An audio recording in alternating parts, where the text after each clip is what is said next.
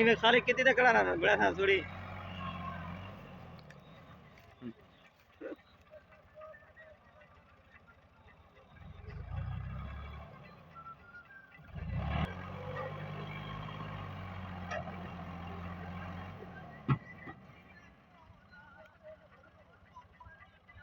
मैं आवा ना ताना